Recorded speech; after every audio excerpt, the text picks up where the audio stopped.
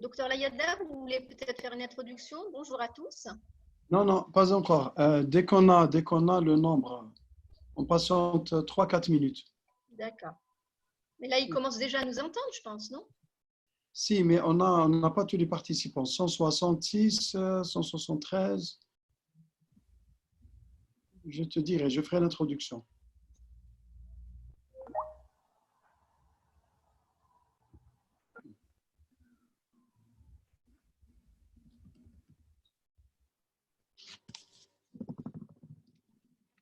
Combien il y en a? 600, c'est ça, tu m'as dit? Non, non, on aura environ 300 et quelques, presque 400. On est déjà à 286. Mais là, ils nous entendent pas, c'est ça? Si. Si? Ah, d'accord. C'est pas grave. Bonjour à tous.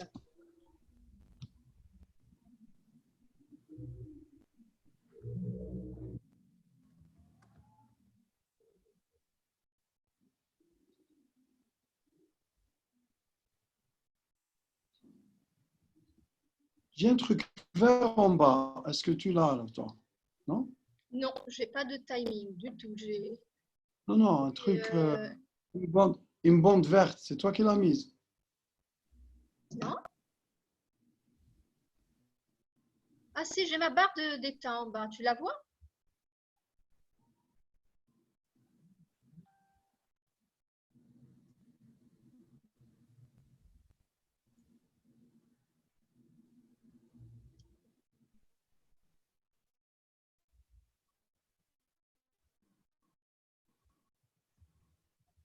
On est à 300, hein?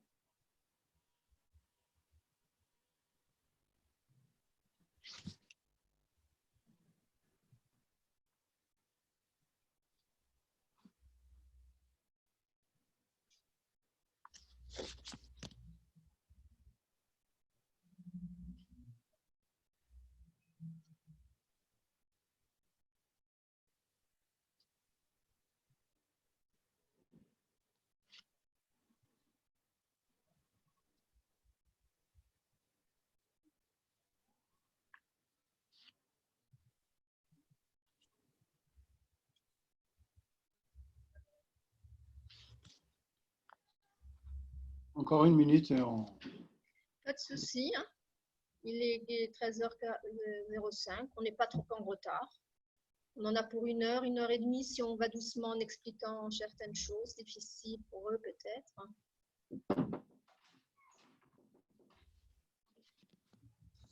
Il y a un cours derrière? Ouais. Elle est chaude aussi.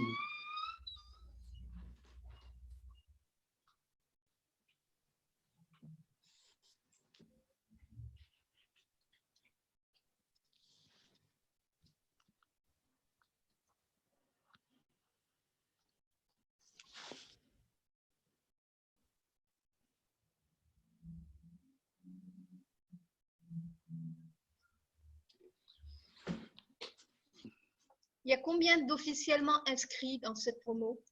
On n'en est pas loin. Il n'y a pas le chiffre? Si, on est à 500 et quelques. Et en cours, tu On en va fais aussi. combien?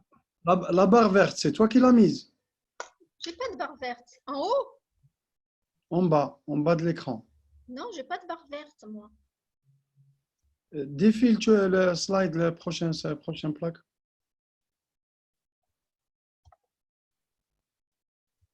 Reviens. Tu vois les slides? Non, ça ne défile pas. Oui, ça défile pas non plus chez moi. Ça défilait tout à l'heure. Clique, essaie de défiler. On verra. Bon, ça défile pas.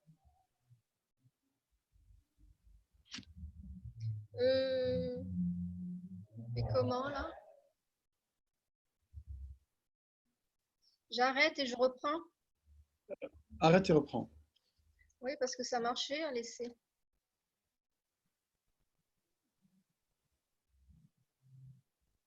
Tu as fait le partage de l'écran. Bien sûr, on a tout fait. Je reprends.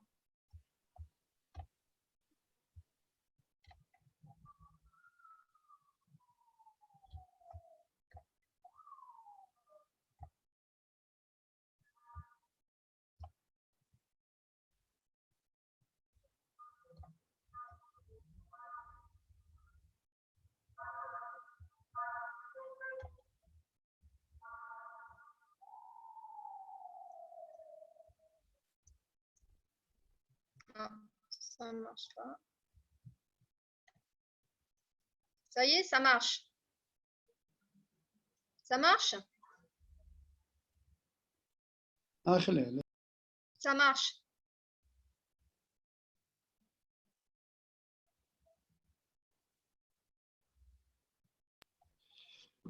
Bonjour tout le monde. Salam alaikum.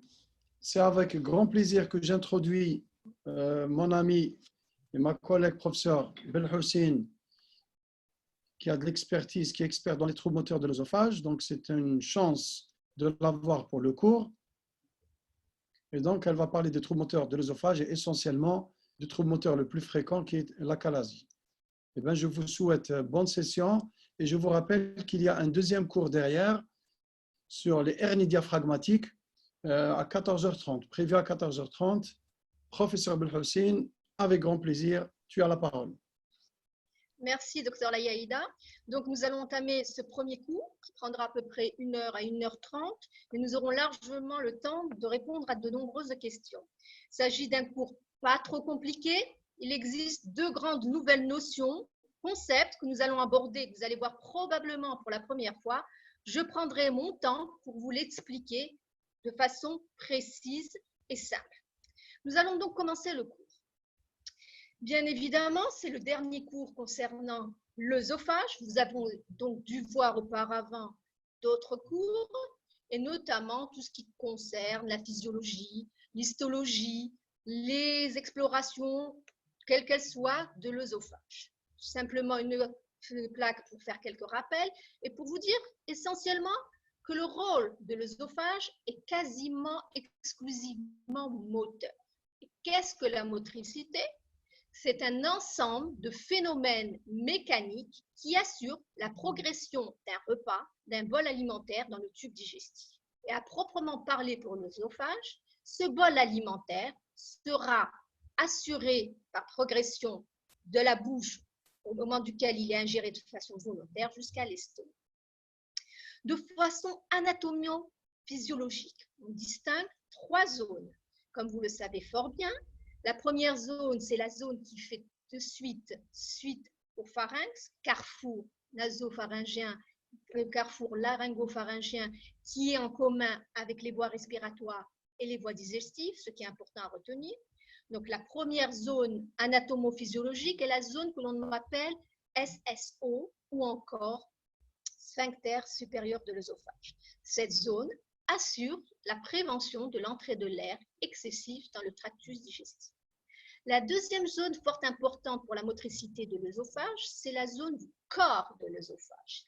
Elle est animée, ce corps de l'œsophage est animé de 3 types de péristatismes, mais les principaux sont le péristatisme primaire, qui permet la vidange du matériel dégluti de façon volontaire, et le péristatisme secondaire, qui est une forme de voiture balai, comme on dit en cyclisme, qui permet l'élimination de l'air ou des liquides qui sont en reliquat, qui sont remontés de façon intermittente ou en petite quantité au niveau de l'estomac.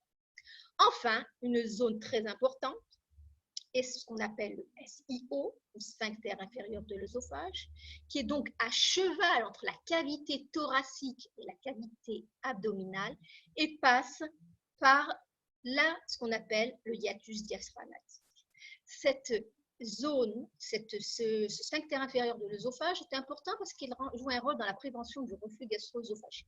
Ce n'est pas le seul élément. Vous avez donc vu le cours du reflux gastro-œsophagien précédemment et vous savez qu'il y a d'autres éléments qui interviennent dans la barrière anti-reflux, notamment des éléments anatomiques comme l'angle de His, la valve de Kuplarov, etc.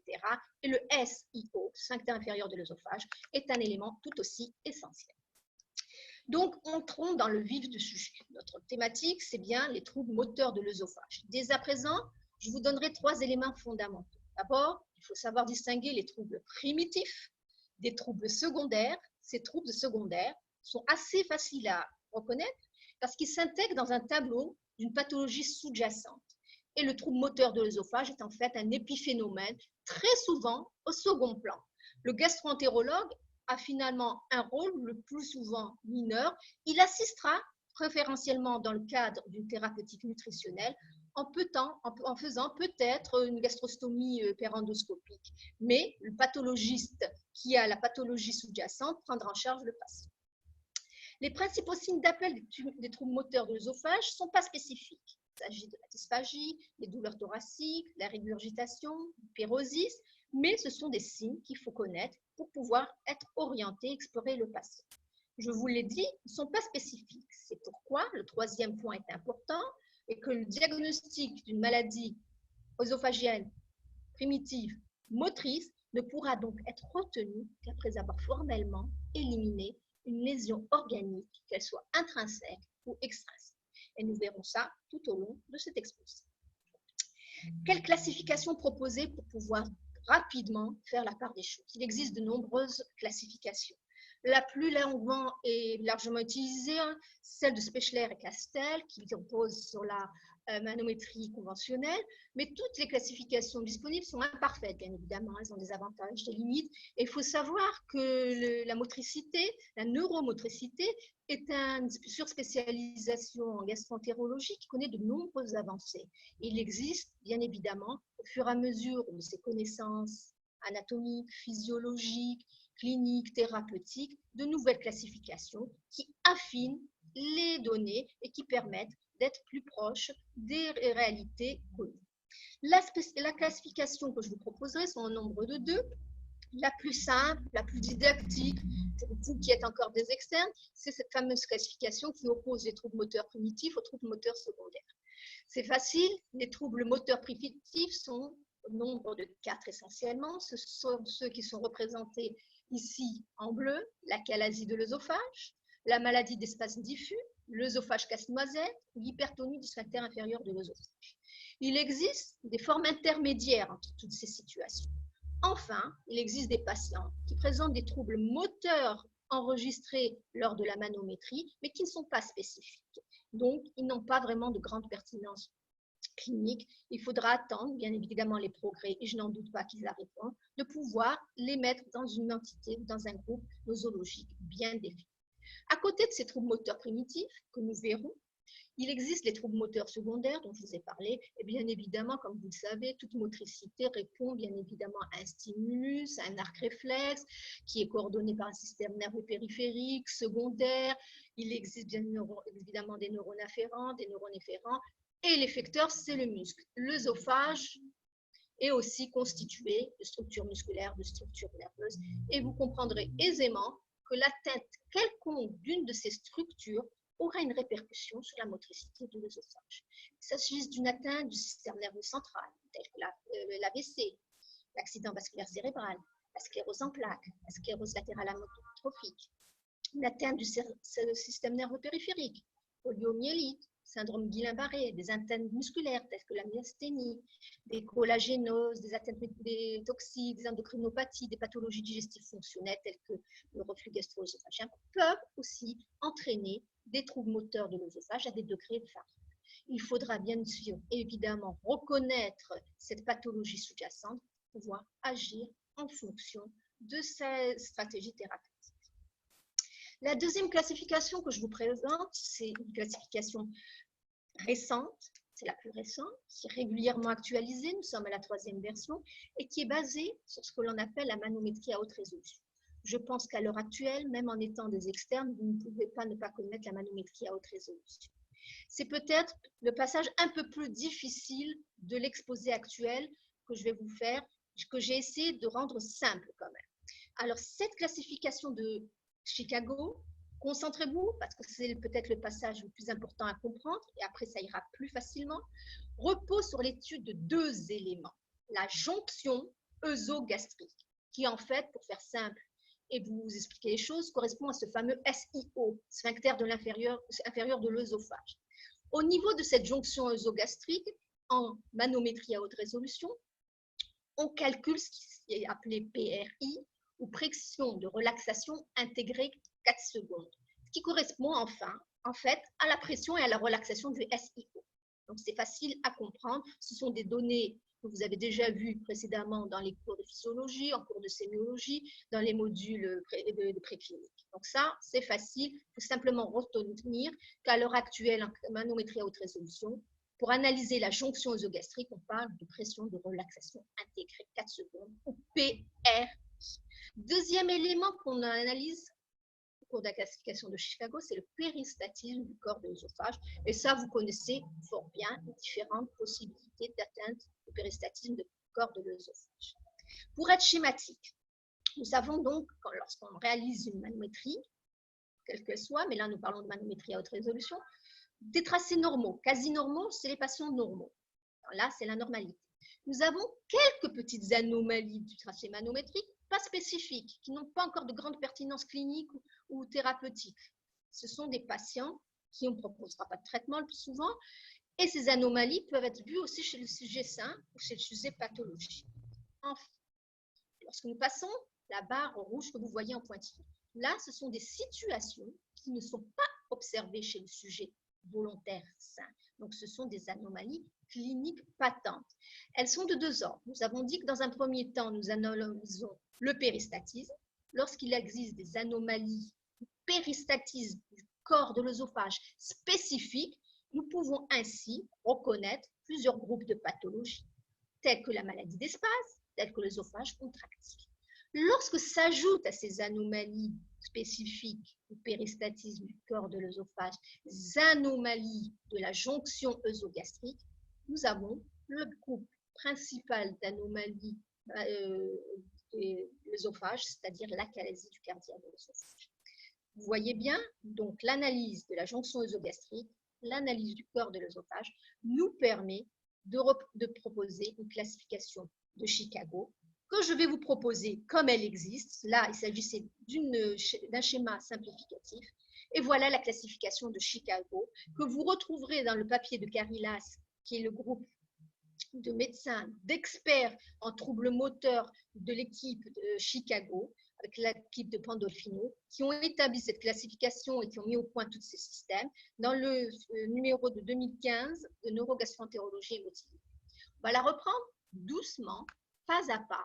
Concentrez-vous, je vous laisse le temps de vous ressaisir. Nous avons dit que nous faisons une analyse et du corps et de la jonction. Dans la jonction, nous allons étudier ce fameux PRI, la pression de relaxation intégrée 4 secondes, qui correspond finalement à la pression du sphincter inférieur de l'œsophage. Lorsque cette pression elle est élevée et qu'il n'y a pas de péristatisme, donc oui, nous sommes dans une situation d'achalasie. Lorsque cette pression est élevée et qu'il y a un péristatisme, nous ne sommes pas en achalasie, nous sommes préférentiellement en obstruction donc, de la jonction œsogastrique, qui est souvent une obstruction mécanique. Enfin, lorsque nous sommes dans une PRI qui est normale, donc une pression normale, avec un péristatisme perturbé cette fois, soit absent, soit très élevé, nous avons soit la situation de spasme œsophagien, d'œsophage hypercontractile ou de péristatisme absent. Ça, ce sont les anomalies majeures de la motricité œsophagienne. Lorsque nous avons une pression de relaxation intégrée normale, avec des anomalies de la déglutition dans plus de 50%, nous avons des troubles mineurs de la motricité. Enfin, quand nous avons une PRI normale et plus de 50% des déglutitions qui sont efficaces, on peut dire que le sujet est quasiment normal. D'accord?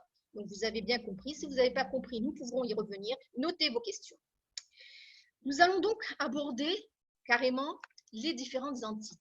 Là, nous allons passer à la phase plus clinique.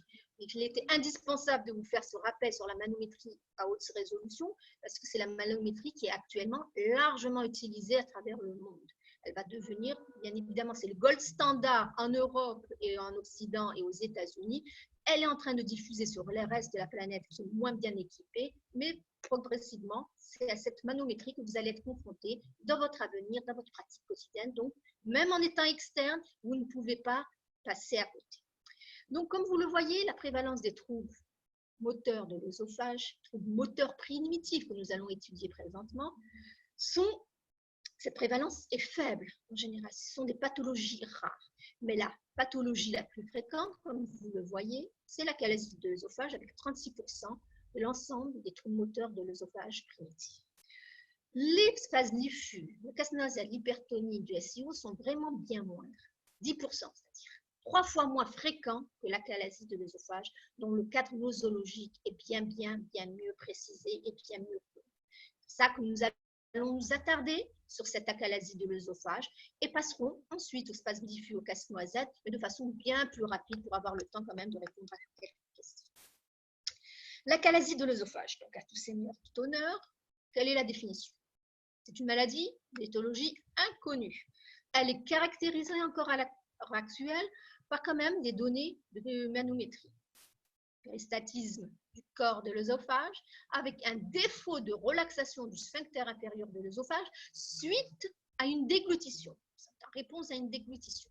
Et vous comprenez aisément que lorsque l'on déglutit et que le bol alimentaire ne franchit pas le cardiaque, donc il y a un défaut de relaxation, que le bol alimentaire ne progresse pas dans l'œsophage, il s'accumule, donc il crée une stase alimentaire qui va, bien évidemment, progressivement distendre l'œsophage, entraîner ce que l'on appelait précédemment le méga-œsophage idiopathique, qui est un synonyme de l'achalasie de l'œsophage.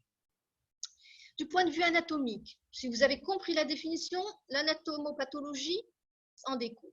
Nous avons dit stase alimentaire, sphincter inférieur de l'œsophage ne se relâche pas, donc accumulation progressive va entraîner une dilatation de l'œsophage et un allongement du corps de l'œsophage, avec une infiltration progressive de fibrose entraînant un épaississement de sa paroi. Donc, c'est simple. Lorsqu'on en a bien compris la définition, l'entité nosologique, on peut comprendre aisément les données anatomopathologiques. Du point de vue microscopique, la donnée essentielle repose sur la raréfaction jusqu'à la disparition totale des plexus mi-entériques de Mesmer et Auerbach. S'y associe aussi un épaississement, comme je vous l'ai dit précédemment, de la couche musculaire lisse-œsophagienne, infiltrée par de la fibrose, et des lésions dégénératives de l'innervation extrinsèque. La pathogénie, qu'en est-il? Elle est encore mal connue. Il y a quand même 4 hypothèses qui ont été proposées. Composante génétique, premièrement. Pourquoi propose-t-on une implication génétique? Il a été mis en évidence une forme familiale d'achalasie de l'œsophage. Il a été aussi répertorié 1 à 2 cas de jumeaux monozygotes présentant tous les deux une achalasie de l'œsophage. Enfin, certains cas cliniques ont été rapportés de patients présentant une achalasie de l'œsophage avec certaines maladies connues comme génétiques, telles que le syndrome de Hallgrove, qui est une maladie à transmission autosomique récessive. Mais à l'heure actuelle, il n'y a pas du tout de conseil génétique, de gènes déterminés reposant sur lequel repose un dépistage de l'achalasie de l'œsophage. Deuxième hypothèse, c'est une affection auto-immune. Celle-ci a été émise car lorsqu'il a été étudié les biopsies des fragments œsophagiens, il y a une forte infiltration inflammatoire, notamment de lymphocytaires. Ceci orienté peut-être vers une réaction auto-immune. Mais à l'heure actuelle, il n'existe pas de marqueur précis d'anticorps qui pourrait faire la signature de cette entité. Processus nerveux dégénératif pourrait représenter un mécanisme évolutif, comme il est dans tout le corps, la dégénérescence, la sénescence progressive. Enfin, une origine infectieuse qui impliquerait un virus neurotoxique ou un autre organisme pathogène qui présenterait des antigènes croisés avec les cellules de Mesmer et Auerbach et entraînerait donc une réaction d'antigénicité croisée. Ce sont des hypothèses, aucune n'est formelle et elles sont peut-être probablement toutes intriquées, comme nous le verrons dans la diapo schématique synthétique. Du point de vue physiopathologie, le problème, c'est qu'il existe un défaut de relaxation du sphincter inférieur de l'œsophage. Cette relaxation est assurée par les fibres inhibitrices non adrénergiques, non cholinergiques du sphincter de l'œsophage. Sur ce schéma, vous voyez représenté de façon schématique, donc, là, c'est le sphincter inférieur de l'œsophage, représenté par le lower esophageal sphincter, et vous voyez là la commande neurovagale. Vous voyez que la commande vagale cholinergique est une commande excitatrice qui permet la contraction du sphincter inférieur de l'œsophage. La commande à ce niveau-là, qui est nitrergique, qui est NOVIP dépendante, est une commande inhibitrice qui entraîne une relaxation du sphincter inférieur de l'œsophage. Au cours de l'achalasie, il y a conservation de la commande vagale cholinergique excitatrice. Donc, il y a bien contraction du sphincter inférieur de l'œsophage. Par contre, il y a déficience de la commande vagale inhibitrice. Donc, il n'y a pas le relâchement. Ceci permet de comprendre que nous avons un sphincter en position contractée, puisque cette commande cholinergique est présente au cours de l'achalasie, et la commande inhibitrice de relâchement est absente. Et donc, comme je vous le disais précédemment, nous allons simplifier, synthétiser ces données de pathogénie par le schéma suivant. Donc, nous avons dit probablement, première des hypothèses, qu'il existerait un facteur environnemental extrinsèque, peut-être viral, qui entraînerait une réaction au niveau des plexus myantériques chez un patient prédisposé génétiquement. Cette inflammation devient chronique, elle pourrait être entretenue par une auto-immunité, des anticorps anti-plexus myantériques, entraînant des réactions inflammatoires, névrites, ganglioniques, et une destruction des fibres nerveuses, notamment inhibitrices nitrergiques, avec de la fibrose. Et nous sommes là dans l'achalasie classique. Lorsque les phénomènes inflammatoires sont majeurs et sont importants, on a ce qu'on appelle précédemment l'achalasie vigoureuse, c'est-à-dire la composante douloureuse est exacerbée. Donc, vous l'avez bien vu, nous avons réuni toutes les données des hypothèses de pathogénie, nous avons réuni la donnée de physiopathologie qui a impliqué la destruction des fibres nerveuses inhibitrices et nous sommes arrivés à notre achalasie classique que nous allons donc voir maintenant plus simplement. Donc là, nous avons vu des choses un peu compliquées.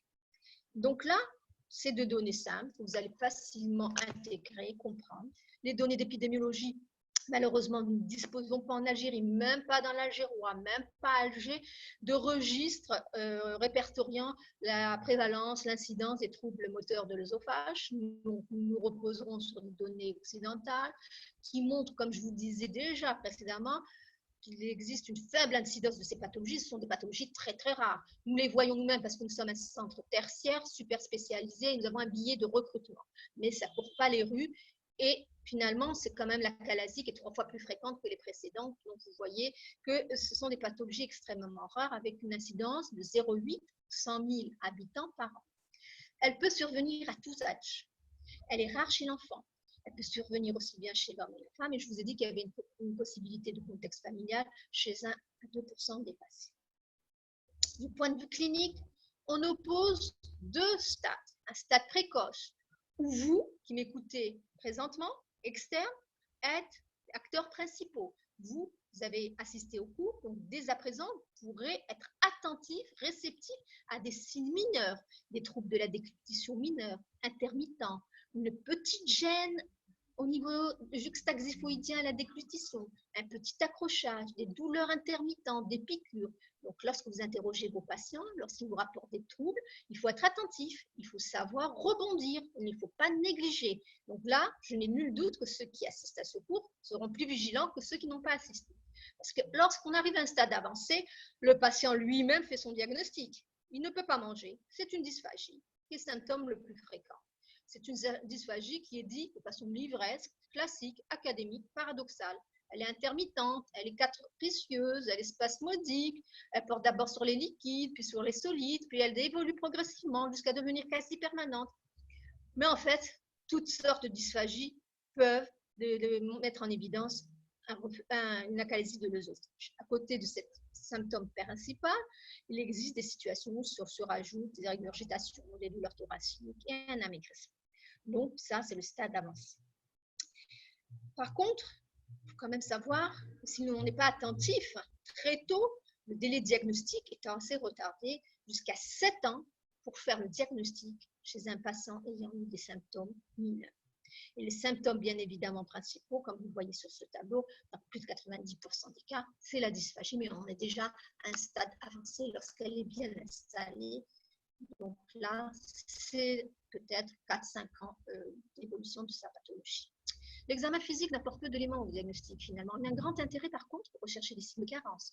Vous le savez fort bien, le patient mange difficilement, il va aller jusqu'à ne plus manger. Ce qu'il mange n'est finalement pas livré à l'estomac, à l'intestin grêle, qui sont les centres bien sûr de la digestion, de l'absorption, de l'assimilation, donc qui va permettre à l'organisme de fonctionner. S'ensuit progressivement l'altération de l'état général.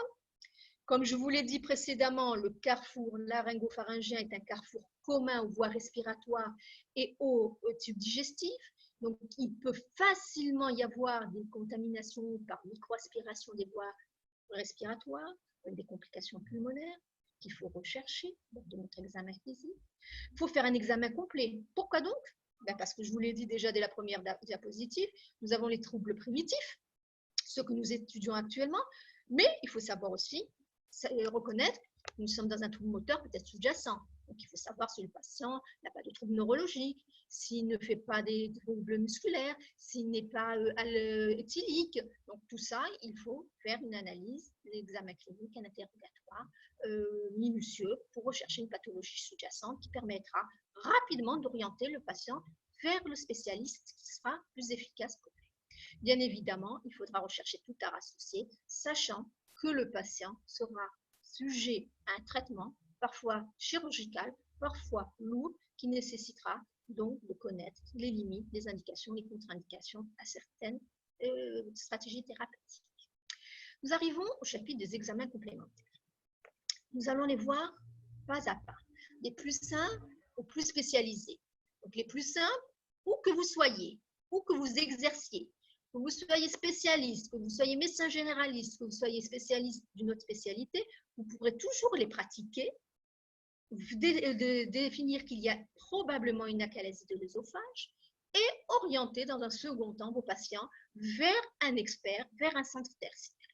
L'examen le plus simple que vous pourrez trouver à tous les endroits, c'est-à-dire même dans les contrées les plus excentrées de l'Algérie, un téléthorax et un abdomen sans préparation. Ils vous permettront de rechercher s'il y a une poche à air gastrique générale, vu que le sphincter inférieur de l'œsophage est hypertonique et contracté, il y a peu de facilité de déglutir une grande quantité d'air. Donc, il y a absence de la poche à air gastrique. Il y a élargissement du médiastin. Vous avez vu précédemment, je vous avais signalé l'allongement, la dilatation de l'œsophage, ce qui va se traduire par un élargissement du médiastin. Il faudra rechercher l'existence de niveaux hydroaériques, notamment lorsqu'il y a une stase. Ça permettra une pulsation des voies microbiennes, donc il va y avoir un niveau solide, un niveau liquide. Et enfin, des complications bronchopulmonaires, des pneumopathies. Ça peut aller jusqu'à la fibrose qui peut évoluer de façon insidieuse. Cet examen donc est aisé et peut vous permettre déjà d'attirer votre attention. Deuxième examen qui peut être aussi réalisé dans des endroits assez excentrés, c'est un transit baryté de l'œsophage. Il nécessite quoi? D'avoir un service de radiologie, un peu de baryte, et puis on prend des clichés. L'examen est intéressant parce qu'il permet de voir deux images caractéristiques. C'est la dilatation du corps de l'œsophage, que l'on appelle un aspect en chaussette lorsqu'il est très étiré et très flexible. Et la deuxième image, c'est ce qu'on appelle l'image en queue de radis, qui est représentée par cette image effilée, ce rétrécissement, qui a quand même des caractéristiques à retenir. C'est un rétrécissement centré, régulier, qui se raccorde en angle obtus, donc qui nous permet quand même d'écarter certains diagnostics, notamment l'appréhension du néoplasie. Cet examen baryté de l'œsophage est très intéressant, surtout lorsqu'on ne dispose pas d'examens plus sophistiqués. Il peut orienter quand même assez aisément le diagnostic d'acalasie de l'œsophage, mais surtout lorsqu'il est réalisé dans un timing assez particulier et bien codifié.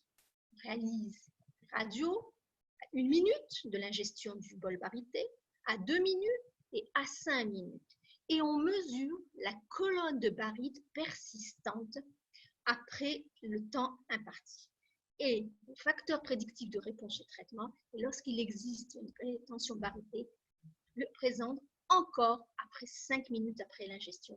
Ça sera probablement une mauvaise réponse thérapeutique au traitement proposé.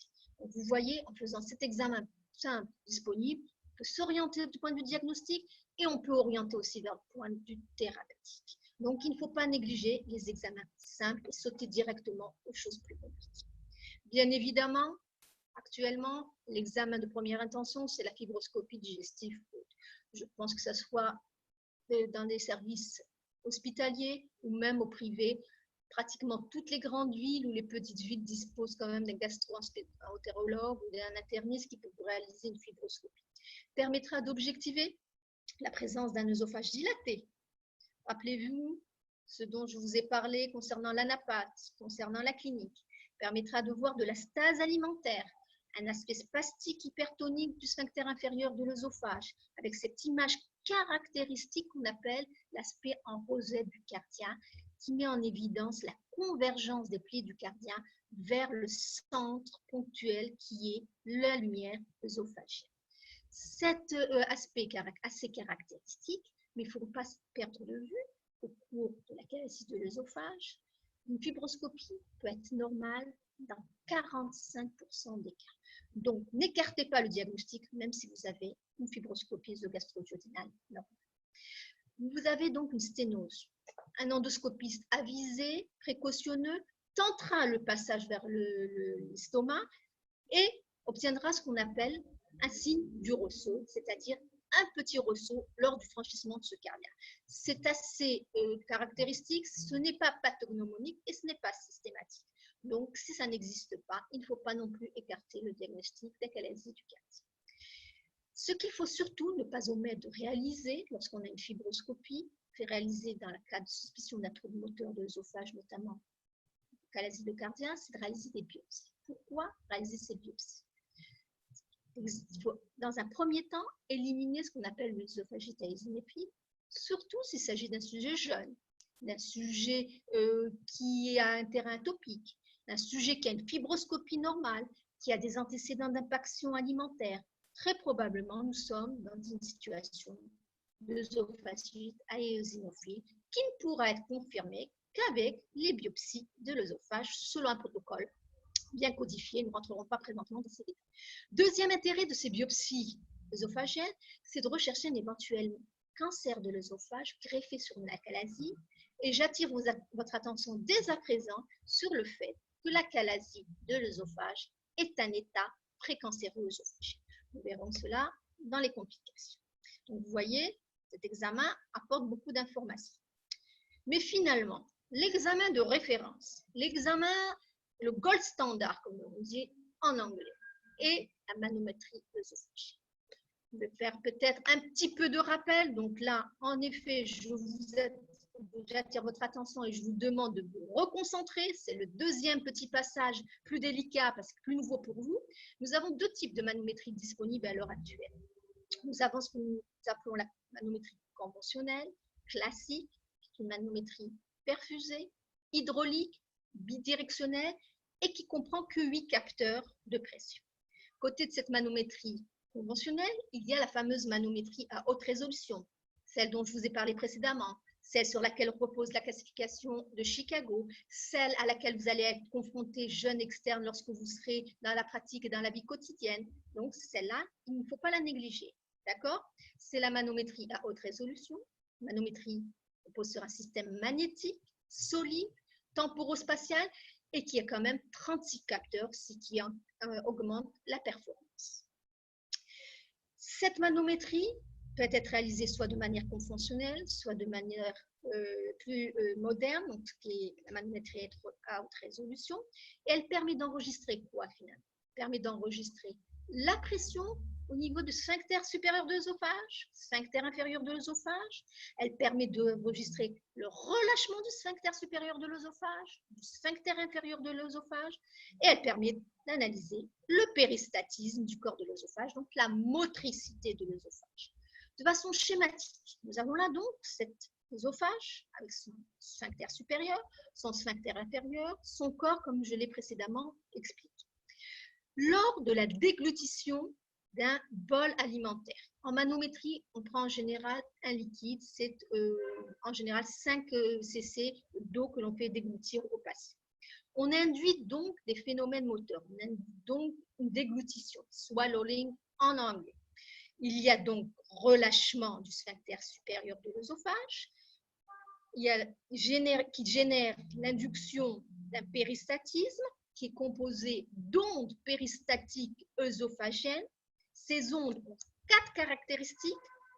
Concentrez-vous, elles sont monomorphes, un seul pic, elles sont propagées dans le sens oro-aporal, elles sont une durée bien définie inférieure à 6 secondes et elles ont une amplitude définie en millimètres de mercure ou en centimètres d'eau. Après avoir analysé le corps de l'œsophage, ce péristatisme, on passe au sphincter inférieur de l'œsophage qui a une pression bien définie à la fermeture, donc c'est la pression basale. Lors de la déglutition, s'ensuit immédiatement une relaxation de ce sphincter de l'inférieur de l'œsophage qui revient à la normale après un overshoot.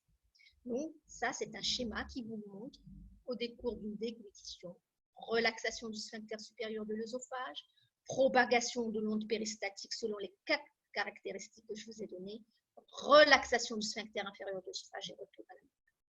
En manométrie conventionnelle, il existe le même phénomène, c'est-à-dire déglutition, ici, le sphincter supérieur de l'œsophage se relâche, onde péristatique se propage, comme vous voyez, monomorphe, le temps est calculé, la pression est à calculer, et cette onde péristatique se propage tout le long de l'œsophage. S'ensuit une relaxation du sphincter inférieur de l'œsophage avec un overshoot et un retour à la pression basale. Donc, c'est un tracé normal de manométrie conventionnelle. Nous avons dit que la manométrie à haute résolution est une manométrie qui est une représentation temporo-spatiale, donc plus précise. Elle permet aussi une analyse plus fine, plus minutieuse, puisqu'elle a davantage de capteurs. Et voilà une représentation schématique d'un tracé normal en manométrie à haute résolution. On va y aller doucement. Nous avons là 2 zones d'hyperpression que vous voyez schématisées par une échelle colorimétrique sur le côté. Plus les couleurs sont rouges ou violet, plus la pression est haute. Plus les couleurs sont bleues, vertes, plus la pression est basse. C'est une appréciation colorimétrique qualitative. Il existe bien évidemment une appréciation quantitative, chiffrée, qui est un peu compliquée. Nous ne rentrerons pas dans ces détails dans cette conférence, c'est un cours pour externe. La manométrie à haute résolution est quand même assez spécialisée. Nous avons donc 2 zones de haute pression, une en haut, une en bas. Facilement, vous en déduisez, correspondent au sphincter supérieur de l'œsophage, au sphincter inférieur de l'œsophage. Nous avons donc notre patient qui a pris sa déglutition. Il y a quoi? Ouverture, interruption donc de cette zone de haute pression qui correspond à l'ouverture du sphincter supérieur de l'œsophage. Nous avons une progression de l'onde péristatique, comme vous le voyez, elle est propagée tout le long de l'œsophage qui est située dans cette zone thoracique. Nous avons, s'ensuit la déglutition, un relâchement du sphincter inférieur de l'œsophage. Et là, plus bas, nous tombons dans la zone gastrique. Donc, nous avons 2 zones, thoracique, gastrique. La thoracique, elle est représentée entre le sphincter supérieur de l'œsophage et le sphincter inférieur de l'œsophage. Et en dessous du sphincter inférieur de l'œsophage, c'est la zone abdominale. Donc, je vous invite à vous familiariser avec cette photo. C'est un tracé normal. 2 zones de pression, je répète, mais c'est dans la répétition que l'apprentissage se fait le mieux. Une zone haute, qui est celle, bien évidemment, du sphincter supérieur. La zone basse du sphincter inférieur. Relâchement lorsque l'on déglutit, premièrement, de la zone haute, donc relâchement du SSO. Propagation de l'onde péristatique. Relâchement de la zone basse, donc relâchement du SIO. Et propagation du bol alimentaire jusqu'à l'estomac. D'accord? Je vous laisse un peu de temps pour intégrer cette donnée et intégrer ces images. Au cours de l'achalasie de l'œsophage, la manométrie, je vous l'ai dit, le gold standard. C'est l'élément fondamental le plus spécifique au diagnostic. On décrit 3 anomalies centrales, 3 anomalies majeures, 3 anomalies fondamentales. Première anomalie, c'est l'absence du péristatisme œsophagien et la manométrie œsophagienne a une sensibilité de 97% pour mettre en évidence cette absence de péristatisme. Deuxième élément du trépied manométrique diagnostique de l'achalasie de l'œsophage est ce qu'on appelle l'augmentation de la pression basale du SI. donc une hyperpression basale du sphincter inférieur de l'œsophage. La troisième anomalie, comme je vous l'ai dit, comme on l'a cessé de le répéter, c'est un défaut de relaxation du SI, c'est-à-dire une relaxation incomplète, voire absente. Et ceci ne peut se concevoir qu'en réponse à une déglutition. Il ne devrait pas exister de manifestation motrice spontanée hors déglutition. De point de vue schématique, on va commencer par un schéma simple que l'on a vu, donc ça ne fait qu'encore un rappel. Voilà notre œsophage, voilà notre estomac, voilà notre sphincter inférieur de l'œsophage, LES, Lower Esophageal Sphincter, les capteurs 1, capteur 2, capteur 3. Les 1 et 2 vont capter les ondes dans le corps d'œsophage, le troisième va capter la pression et le relâchement du sphincter inférieur de l'œsophage. Sujet normal, une déglutition, une onde émise, après relâchement bien sûr du sphincter supérieur de l'œsophage, mais là, je ne l'ai pas enregistré. Donc, une onde émise qui va créer donc un péristatisme œsophagien moteur propagé. Cette onde, comme je vous l'ai dit, monomorphe, une durée bien précise dans les normes, une amplitude bien précise dans les normes, et elle est propagée. Donc, parfaitement dans ce que nous avons revu précédemment. Concernant le sphincter inférieur de l'œsophage, nous avons donc une pression basale qui permet sa fermeture. Lors de la déglutition, s'ensuit un relâchement qui permet le passage du bol alimentaire, puis un retour à la normale avec un overshoot qui crée une zone d'inexcitabilité. D'accord? C'est le schéma normal d'un individu en manométrie classique. Donc, au cours de l'achalasie, nous allons reprendre pas à pas. Le patient déglutit. Qu'est-ce que nous avons dit? Absence de péristatisme œsophagien propagé. Tel est le cas, non? Nous avons absence d'ondes péristatiques propagées. Ce sont des petites impulsions qui ne sont ni propagées, qui sont synchrones et qui n'ont ni les caractéristiques temporelles de pression des ondes péristatiques normales. Nous avons le deuxième élément fondamental, une hyperpression basale, alors que la normale, vous le voyez, elle est plus basse. Et le troisième élément, c'est un défaut de relaxation complète du sphincter inférieur de l'œsophage. Donc, de façon schématique, je vous ai bien démontré que le trépied des symptômes des données manométriques est bien défini bien l'achalasie présentement représentée ici. En manométrie conventionnelle, on retrouve la même chose. Voilà une déglutition qui est encadrée, des petites ondes qu'on appelle non propagées. Ce sont des ondes qui sont simultanées, qui se voient sur tous les enregistrements à tous les niveaux des 6 capteurs de l'œsophage. Et vous voyez au niveau du sphincter inférieur de l'œsophage l'absence de relâchement. D'accord? Donc, on voit bien, pas de péristatisme, absence de relâchement. On signe ainsi, lorsqu'on a enregistré cette manométrie chez le patient, une probable achalasie du cardiaque. En manométrie à haute résolution, n'oubliez pas, vous serez confrontés, vous, votre génération, à la manométrie à haute résolution. Je vous ai remis sur le petit côté une manométrie normale, 2 zones de pression. La haute, c'est le sphincter supérieur, la base, l'inférieur. Ils sont relâchés au décours de la déglutition. Et il y a la l'onde péristatique propagée. Au cours de l'achalasie, vous allez comprendre après pourquoi je vous ai mis un S. On a dit, si vous vous rappelez la classification de Chicago, on tient compte essentiellement de 2 éléments.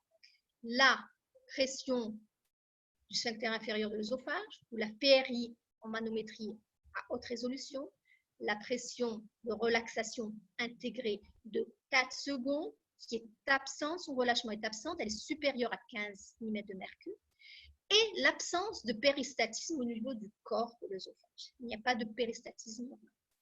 Comme vous le voyez, au niveau du premier schéma, nous avons la zone de pression, haute pression, du sphincter supérieur de l'œsophage, qui correspond à cette zone-là. Il y a bien eu une déglutition et un relâchement. En effet, à aucun moment de la définition, je vous ai dit qu'il y avait une perturbation ou un trouble du sphincter supérieur de l'œsophage au cours de l'achalasie. Donc, ça fonctionne normal. Nous passons au sphincter inférieur de l'œsophage. Je vous ai dit, pour une manométrie normale à haute résolution, c'est une zone de haute pression qui ferme le sphincter inférieur de l'œsophage et qui ne se s'ouvre que pour laisser passer le bol alimentaire. Sinon, nous serons en permanence en reflux. Comme vous le voyez, au niveau de la chalasie, nous avons absence de relaxation de la jonction œsogastrique. Concernant le péristatisme que vous voyez là sur le schéma synthétique d'une tracée normale, il n'y a totalement absence de tout signe de péristatisme au niveau de la cavité thoracique. Donc, il n'y a pas de péristatisme œsophagien. Il y a 100% de contraction absente, ce qui définit ainsi le type 1 en manométrie à haute résolution de la chalasie du cardiaque. Deuxième schéma, nous avons la zone de haute pression. OK, patient déglutit, il s'ouvre. C'est la même chose que tout à l'heure, on n'a pas dit qu'il y avait des anomalies du sphincter supérieur de l'œsophage. La jonction œsogastrique, d'accord? Son PRI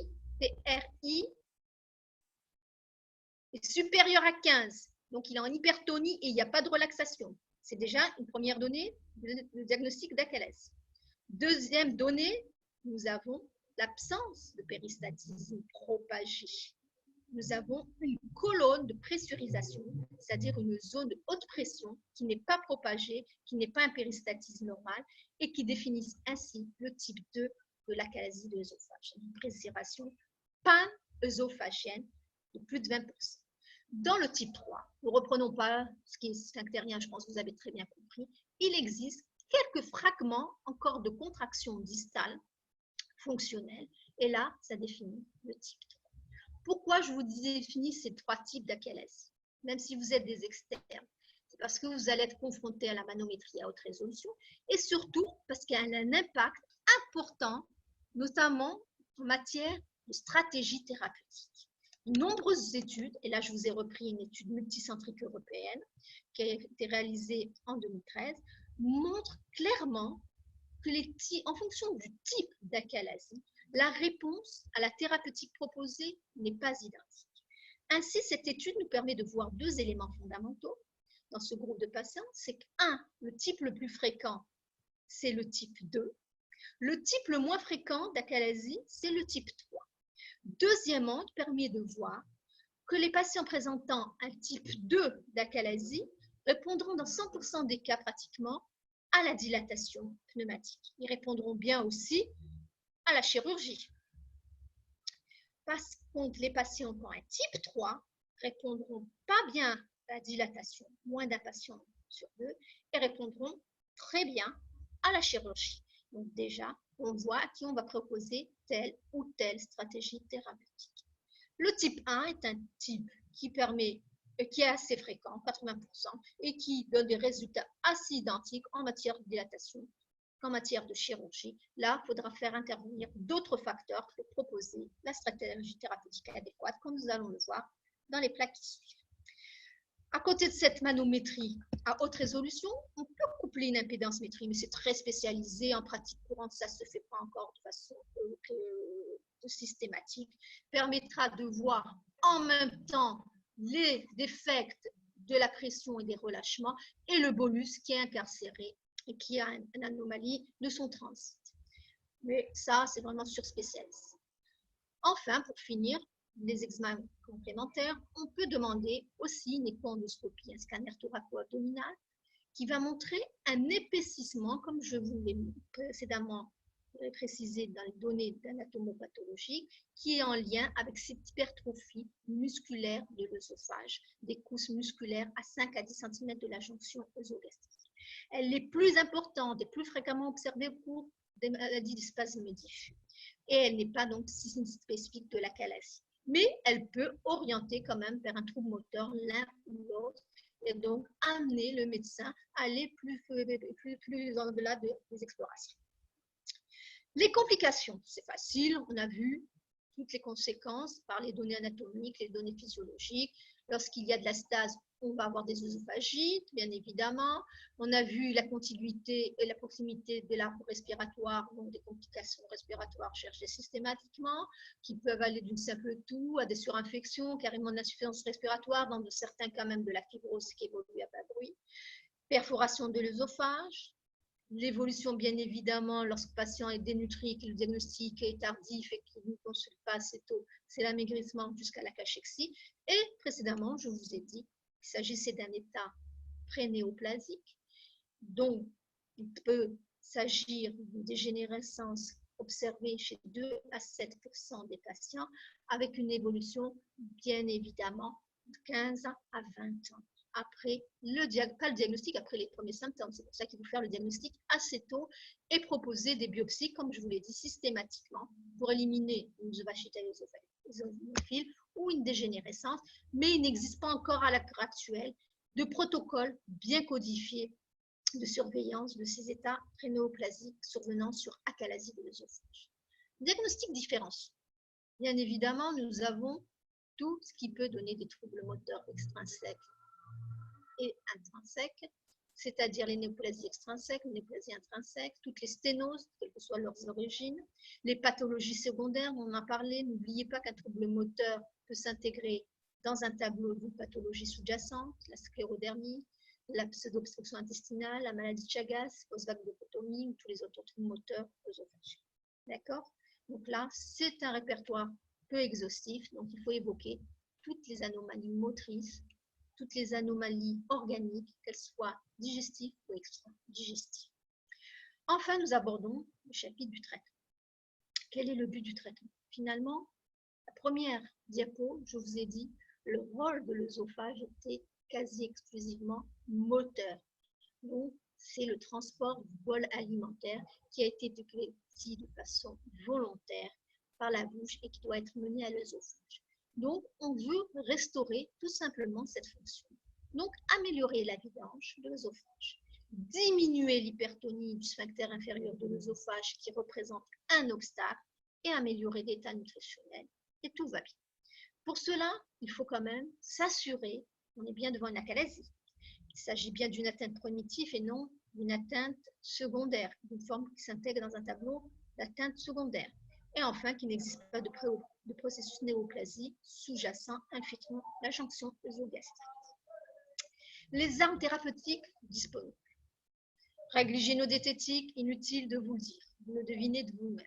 Traitement médical repose sur les dérivés nitrés, les inhibiteurs calciques, le sildenafil. Nous allons voir.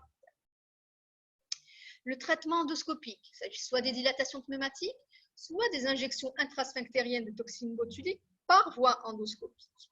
Enfin, nous avons les traitements chirurgicaux qui est essentiellement représentés par la cardiomotomie extramuqueuse de Heller ou le POEM, qui est une stratégie thérapeutique entre le traitement endoscopique et le traitement chirurgical. Bien sûr, nous allons le voir plus précisément tout à l'heure et nous allons définir cet acronyme, à quoi il correspond. Concernant le traitement médical, les traitements endoscopiques, notamment les injections de toxines botuliques, dès à présent, j'aimerais attirer votre attention que les études sont quand même peu disponibles, avec un faible niveau de preuve, les effectifs sont faibles, les études sont souvent rétrospectives et il existe de nombreux biais. Donc, elles sont peu souvent très conclusives. Mais avant de traiter un patient, il faut connaître ce qu'on appelle le score Descartes qui permettra de définir sa sévérité. Il repose sur les symptômes qu'il vous rapportera, la dysphagie, la douleur, les régurgitations et son état d'amaigrissement. Bien évidemment, plus c'est sévère, plus la maladie sera sévère et plus le score sera important. C'est un score qui va de 0 à 12. On commence à traiter au-delà de 3 et on évalue aussi sur le plan symptomatique la réponse thérapeutique. Et lorsque le patient présente une atteinte supérieure ou égale à 3 score Descartes, on le traite et il faut revenir à un score, bien évidemment, afin d'obtenir une rémission inférieure ou égale à 3. Nous allons commencer par les traitements médicaux. Premièrement, les myorelaxants permettent une diminution du tonus du SIO, c'est ce qu'on cherche à obtenir. Permettra de favoriser la contractilité œsophagienne. Il existe deux grands groupes de thérapeutiques, ce sont les dérivés nitrés, l'action prolongée, les inhibiteurs calciques. Ils se donnent juste un peu avant les repas, des posologies croissantes, avec des réponses quand même limitées, mais surtout des effets secondaires invalidants, qui en font des drogues très peu utilisées, avec un intérêt faible en pratique courante, excepté dans des situations particulières. parce qu'il s'agit d'un sujet très âgé, un sujet taré, un sujet qui a une contre-indication toute thérapeutique, on va essayer de lui améliorer sa situation clinique avec ses traitements en les surveillant et notamment en surveillant ses effets secondaires. Deuxième traitement médicamenteux, je vous ai dit le sildenafil. Qu'est-ce que le sildenafil? Vous le connaissez probablement sous le terme de Viagra. C'est un inhibiteur de la 5-phosphodiestérase. Elle a une action myorelaxante par la GMP cyclique. En effet, au niveau de la cellule musculaire, nous avons une réaction biochimique qui est modulée par la guanine cyclase en présence de monoxyde d'azote qui permet de transformer le GTP en GMP cyclique qui a une action de relaxation, notamment sur le sphincter inférieur de l'œsophage. Mais cette GMP cyclique est transformée en 5-GMP par la phosphodiestérase. Donc, afin d'orienter cette équation vers l'accumulation de GMP cyclique et donc la relaxation, on peut donner à notre patient du sildenafil qui inhibe la 5-phosphodiestérase. Ceci est simple à comprendre.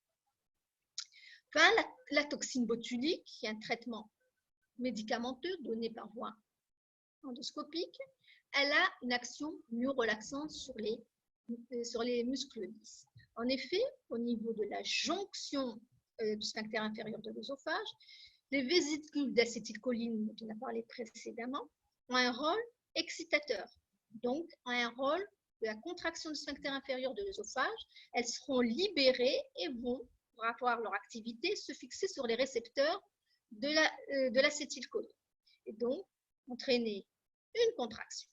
Mais si l'on bloque sa sortie, donc l'exocytose des vésicules d'acétylcholine par de la toxine botulique, on va empêcher la contraction de ce sphincter inférieur de l'œsophage.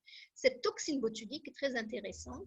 Malheureusement, elle ne donne pas des résultats optimaux dans 100% des cas, elle va jusqu'à quand même 50% de rémission. Il existe parfois ce qu'on appelle une tachyphylaxie, des phénomènes d'échappement, et il est possible de faire des injections itératives, ce qui peut permettre quand même de passer certains caps et d'aider certains patients en attendant des thérapeutiques un peu plus longues. Les deux thérapeutiques qui s'en suivent, ce sont quand même les principaux traitements proposés au cours de la calèsie d'œsophage. D'abord, la dilatation pneumatique. Son but, c'est de dilacérer les fameuses fibres musculaires hypertrophiées au niveau du sphincter inférieur de l'œsophage et ainsi faire disparaître l'obstacle fonctionnel distal. Vous voyez ici représenté le ballonnet transparent que l'on va insérer par voie endoscopique sous contrôle, bien évidemment radiologique, au niveau de la jonction œsogastrique. On va le dilater, gonfler ce ballonnet selon des protocoles bien définis et bien codifiés par les sociétés savantes et permettre ainsi la dilacération et permettre ainsi d'ouvrir le sphincter inférieur de l'œsophage pour parler trivial. Cette technique permet quand même jusqu'à 80% de rémission prolongée. Ce qu'il y a aussi de possible, c'est lorsqu'il y a récidive d'une dysphagie, on peut faire des dilatations itératives dans le temps, 1 à 2 par année, ce qui est confortable pour un patient. La contrepartie, c'est qu'on peut obtenir chez un patient sur 3 du reflux gastro-œsophagien et très souvent, il est nécessaire d'adjoindre un traitement par inhibiteur de la pompe à proton. Les complications sont essentiellement des perforations lorsque l'on a trop dilaté, trop fort, trop rapidement. Et il existe des facteurs actuels définis comme échec. Et je vous l'ai dit précédemment, le type 3, selon la classification de Chicago, en manométrie à haute résolution, les sujets jeunes répondent moins bien à la dilatation. Donc, on tient compte de ces deux éléments pour proposer nos stratégies thérapeutiques, comme vous allez voir. Deuxième arme thérapeutique efficace, c'est la chirurgie, cette fameuse cardiomyotomie de Heller. Elle se fait actuellement par voie laparoscopique de façon aisée dans les centres experts. Elle permet donc d'ouvrir au niveau musculaire, bien sûr par voie laparoscopique, la zone cardiale et permet jusqu'à 90% de rémission prolongée. Ça s'atténue avec le temps, mais jusqu'à un patient sur 2 quand même demeure asymptomatique. Et très souvent, jusqu'à 15%, s'ensuit des reflux gastro-œsophagiens comme dans les dilatations. Mais dans ce cas-là, on peut adjoindre ce qu'on appelle un système anti-reflux. En cas d'échec ou de récidive, on peut reproposer soit des dilatations si c'est possible, soit une nouvelle chirurgie. Enfin, je vous ai parlé tout à l'heure du poème, ce fameux acronyme de péroral endoscopique myotomie, ou encore en français, la myotomie pérorale endoscopique. C'est en fait une technique à mi-chemin entre une technique endoscopique et une technique chirurgicale. Elle consiste à inciser sous anesthésie générale au cours d'une endoscopie le sphincter inférieur de l'œsophage. Vous voyez là, on introduit l'endoscope, on introduit des instruments qui vont ouvrir la muqueuse, aller jusqu'à la sous-muqueuse, créer un tunnel à cheval jusqu'à l'estomac, inciser le muscle, donc on réalise bien une myotomie, comme dans la cardiomyotomie de Heller, mais ce n'est pas l'acte chirurgical qui prend le nom du chirurgien qui l'avait instauré. Et une fois que nous avons incisé ce muscle, on retire l'instrument et on referme la muqueuse, la sous-muqueuse pour pas qu'il y ait des fractions, évidemment, par des clips. L'efficacité, cette technique a été innovée en premier au Japon avec des résultats très, très bons, avec 90 à 95% à un an de succès, 80% à 2 ans. Complications surviennent dans 3% des cas, c'est surtout, bien évidemment, encore le reflux gastro-œsophagien. Mais on peut, à l'heure actuelle, les techniques permettent de refaire un second poème lorsqu'il y a un échec d'un premier poème. Vous voyez, on est de plus en plus performant. Enfin, les endoscopistes interventionnels sont de plus en plus performants. Alors, on a parlé de différentes modalités thérapeutiques, les traitements médicaux, qui ont des résultats assez médiocres, avec des effets secondaires non négligeables. Les traitements endoscopiques, c'est la dilatation pneumatique avec de bons résultats. Nous avons parlé de la toxine botulique, nous avons parlé du sildenafil, nous avons parlé de la chirurgie du poème. Lesquels utiliser pour qui? C'est simple. Je vous propose cet arbre qui est très simple. Vous allez comprendre facilement. Cours de l'achalasie. Patient à haut risque chirurgical. On ne va pas lui proposer de chirurgie, parce qu'il ne peut pas, il y a des contre-indications. On va lui éviter aussi les dilatations. Pourquoi? Parce que les dilatations, la complication, comme je vous l'ai montré, c'est quand même la perforation. Et quand on perfore un patient et qu'on ne peut pas, par des techniques de conservation, le maintenir ou régler le problème, il faudra aller à la chirurgie. Donc, autant éviter de créer un risque chirurgical. Donc, les patients à haut risque chirurgical, on leur propose la toxine botulique. Sinon, on leur propose des traitements médicaux, même si les résultats sont mauvais, parce qu'on ne peut pas de toute façon leur proposer de chirurgie, ils sont contre-indiqués. Faible risque chirurgical, c'est simple. Type 3, pas de discussion, on va à la chirurgie ou au poème. On est bien d'accord? Mauvais résultat, comme on a vu tout à l'heure dans la classification de Chicago du type 3. Donc, on va directement à la myotomie de Heller ou au poème. En cas d'échec, on peut refaire une myotomie, on peut refaire un poème ou discuter le gestrectomie, qui est quand même un geste extrême, bien réfléchi, en concertation multidisciplinaire. Dans les types 1, 2 de la classification de Chicago, on propose, avec d'excellents résultats, la dilatation pneumatique. Par contre, on a déjà vu précédemment que les sujets jeunes ont préféré quand même leur proposer une chirurgie ou dans les situations d'échec. Donc, myotomie dans ces situations ou poème. Donc, nous avons fini le chapitre de l'achalasie de l'œsophage. Nous allons passer assez rapidement, de façon moins exhaustive, puisque, comme je vous l'ai dit précédemment, le principal trouble moteur de l'œsophage, 3 fois plus fréquent, est l'achalasie. Donc, nous allons passer à la maladie des spasmes diffus versus spasmes œsophagiens, que l'on parle en manométrie conventionnelle ou en manométrie à haute résolution. Ça va être simple, ne vous inquiétez pas. Les principes fondamentaux sont déjà acquis, je vous les ai déjà définis et simplifiés. Donc, les troubles, nous allons commencer par la définition. Les maladies des spasmes diffus de l'œsophage représentent un trouble de la contractilité de l'œsophage qui associe des troubles spastiques. Les spasmes œsophagiens sont à l'origine d'ondes de contraction œsophagienne qui sont rapidement propagées, prématurées dans plus de 20% des déglutitions. Vous allez voir à quoi cela correspond. Le groupe de ces patients est hétérogène. L'entité est mal définie sur le plan étiologique, physiopathologique. Il s'agit d'une entité, comme je vous l'ai dit, assez rare, qui est plus souvent survenue chez ce sujet âgé. Point de vue anatomopathologique, On voit un épaississement de la paroi œsophagienne, altération des fibres musculaires, mais une donnée importante que je vous ai précédemment précisée, c'est cette fameuse fibrose importante au cours des spasmes diffus qui donne une fibrose en trousseau et qui dissocie le muscle lisse et que l'on voit très bien en écho-endoscopie. Donc, l'intérêt de l'écho-endoscopie, lorsqu'il existe une mise en échec des autres explorations, ce qui permet quand même de retenir l'attention. La clinique variable, non spécifique, des douleurs thoraciques, rétro-sternales intenses, une dysphagie de degré variable qui peut aller d'un simple inconfort à une dysphagie sévère. Cette dysphagie est souvent provoquée par l'ingestion de boissons froides ou chaudes, par des boissons gazeuses, par des aliments collants. Elle est déclenchée par le stress et les émotions. Elle peut même entraîner une syncope. Enfin, s'y associe souvent un reflux gastro-œsophagien.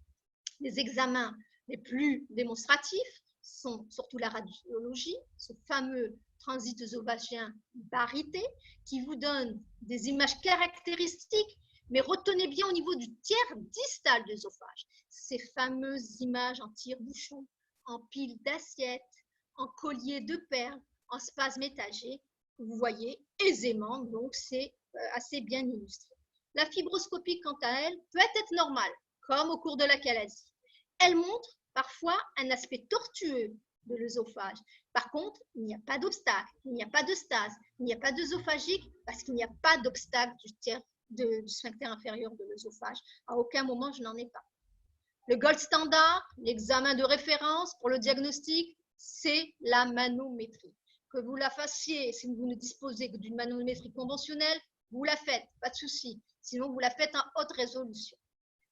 D'emblée, absence d'anomalie du SSO et du tiers supérieur de l'œsophage, je vous en ai parlé. Le SIO est normal, donc on s'assure de ces deux éléments. Et la pathologie, au niveau de la manométrie, se concentre au niveau du corps de l'œsophage, avec différents types d'anomalies, que ce soit des ondes de contraction non propagées, que ce soit des contractions qui soient présentes mais simultanées, qu'elles soient répétitives, multipiques, qu'elles soient d'amplitude élevée, qu'elles soient prolongées, qu'elles soient spontanées. Souvenez-vous, précédemment, je vous ai dit 4 caractéristiques au niveau d'une péristaltise. La durée, l'aspect propagé, l'amplitude et surtout induite par la déglutition, avec l'aspect monomorphe. Donc, vous voyez là, toutes les anomalies peuvent toucher un des éléments que je vous ai précédemment définis.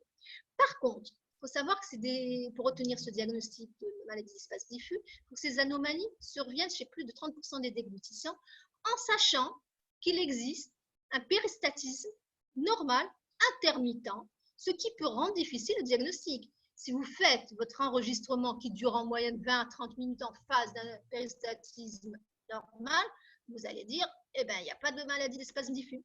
Dans cette situation, vous pouvez y pallier, comme en cardiologie, en faisant un enregistrement prolongé qu'on appelle une manométrie Holter avec un système portatif.